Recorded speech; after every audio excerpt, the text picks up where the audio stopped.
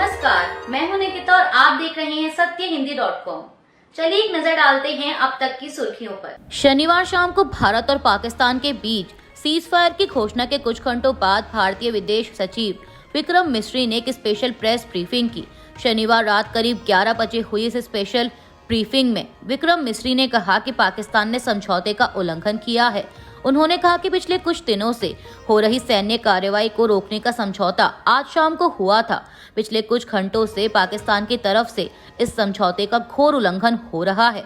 भारतीय सेना जवाबी कार्रवाई कर रही है और इस सीमा अतिक्रमण से निपट रही है। ये अतिक्रमण अत्यंत ही निंदनीय है और पाकिस्तान इसके लिए जिम्मेदार है। करीब 2.5 मिनट की इस प्रेस ब्रीफिंग में विक्रम मिस्री ने कहा कि हमारा मानना है कि पाकिस्तान इस स्थिति को ठीक से समझे और इस अतिक्रमण को रोकने के लिए तुरंत उचित कार्रवाई करे। उन्होंने कहा कि सेना ने इस स्थिति पर कड़ी नजर रखी हुई है और उसे किसी भी अतिक्रमण से निपटने के लिए ठोस और सख्त कदम उठाने के आदेश दे दिए गए हैं।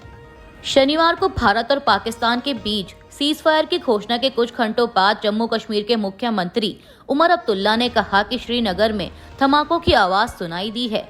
सोशल मीडिया प्लेटफॉर्म एक्स पर एक पोस्ट में उन्होंने सवाल किया कि सीज फायर का क्या हुआ। श्रीनगर में चारों ओर धमाकों की आवाजें सुनाई दे रही हैं। वहीं गुजरात के गृह राज्य मंत्री हर्ष संघवी ने भी कहा था कि कच्छ जिले में कई ड्रोन देखे गए हैं। पूरी तरह से ब्लैकआउट किया गया। उन्होंने लोगों से अपील की कि वो सुरक्षित रहें और घबराएं नहीं। पीटीआई की एक रिपोर्ट के मुताबिक भारत और पाकिस्तान के बीच शनिवार को सैन्य कार्रवाई समाप्त करने के समझौते पर पहुंचने के कुछ ही घंटों बाद जम्मू कश्मीर में ड्रोन दिखने और विस्फोटों की श्रृंखला से हड़कंप मच गया। सुरक्षा कर्मियों को ड्रोन को मार गिराने के लिए वायु रक्षा प्रणाली का इस्तेमाल करना पड़ा। अधिकारियों ने बताया कि कश्मीर और जम्मू प्रांत में हुई घटनाओं ने पाकिस्तान द्वारा हाल ही में घोषित संघर्ष विराम के उल्लंघन की गंभीर चिंता पैदा कर दी है। श्रीनगर में लोगों ने शाम ढलने के बाद कई विस्फोटों की सूचना दी। वायु रक्षा बलों ने बंटवारा इलाके में उड़ रहे एक ड्रोन को मार गिराया। यह इलाका सेना की एक रणनीतिक सुविधा के करीब है। अधिकारियों ने पुष्टि की कि ड्रोन को मार गिराया गया है। बीती रात अमृतसर में तेज सायरन की आवाजें सुनी गई। इसके बाद डिप्टी कमिश्नर साक्षी सहानी ने रविवार तड़के एक एडवाइजरी जारी की। बीबीसी के मुताबिक फिलहाल अमृतसर में बिजली तो बहाल कर दी गई है, लेकिन जिला अभी भी रेड अलर्ट पर है। डिप्टी कमिश्नर ने लोगों से अपील की है कि वे घर से बाहर ना निकलें, अपने घर के अंदर ही रहें और खिड़कियों से दूर रहें।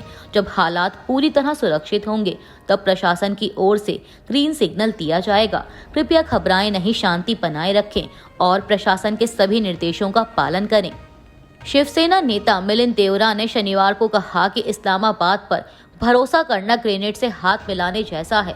इससे कुछ ही देर पहले जम्मू कश्मीर के मुख्यमंत्री उमर अब्दुल्ला ने कहा था कि भारत और पाकिस्तान के बीच जमीन, हवा और समुद्र पर सभी तरह की गोलीबारी और सैन्य कार्रवाई रोकने पर सहमति जताने के बावजूद श्रीनगर में विस्फोटों की आवाजें सुनी गई। इस पर राज्यसभा सदस्य देवरा ने एक्स पर एक पोस्ट में कहा कि जब दुनिया का सबसे बड़ा आतंकी सिंडिकेट सिर्फ लश्कर तैयबा या जैश ए मोहम्मद नहीं है, बल्कि खुद पाकिस्तानी सरकार है, तो संघर्ष विराम का कोई मतलब नहीं रह जाता। AIMIM प्रमुख असदुद्दीन ओवैसी ने भारत पाकिस्तान के बीच सीज फायर पर अपनी प्रतिक्रिया दी है। उन्होंने अपने एक्स अकाउंट पर लिखा कि जब तक पाकिस्तान भारत के खिलाफ आतंकवाद के लिए अपनी जमीन का इस्तेमाल करता रहेगा, तब तक स्थायी शांति संभव नहीं है। सीज फायर हो या ना हो, हमें पहलगाम हमले के लिए जिम्मेदार आतंकवादियों का पीछा नहीं छोड़ना है। जब जब बाहरी आक्रमण हुआ है, मैं सरकार और सशस्त्र बलों के साथ खड़ा रहा हूं। यह समर्थन हमेशा रहेगा। ओवैसी ने भारतीय सशस्त्र सेनाओं की पराक्रम की सराहना की और इस संघर्ष में मारे गए लोगों को श्रद्धांजलि दी। उन्होंने भारतीय एकजुटता पर जोर दिया और साथ ही भारत सरकार से सीज फायर का ऐलान ट्रंप की ओर से आने पर सवाल किया।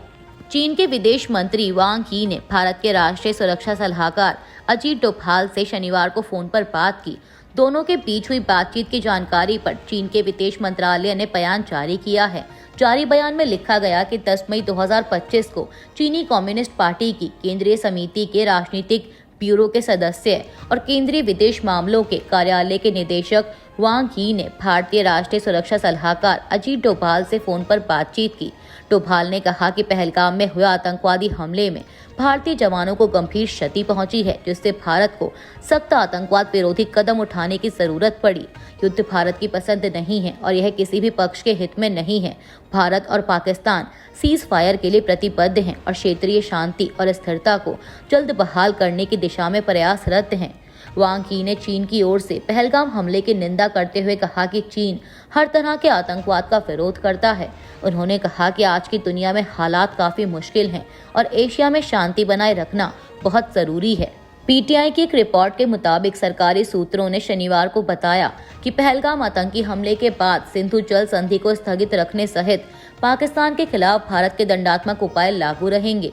यह स्पष्टीकरण भारत और पाकिस्तान के बीच गोलीबारी और सैन्य कार्रवाई रोकने पर सहमति बनने के बाद आया।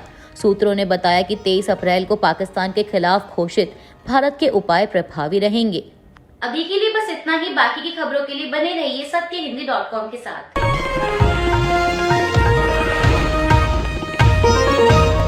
Copyright disclaimer under Section 107 of the Copyright Act 1976. Allowance is made for fair use for purposes such as criticism, comment, news reporting, scholarship, and research. Fair use is a use permitted by copyright statute that might otherwise be infringing.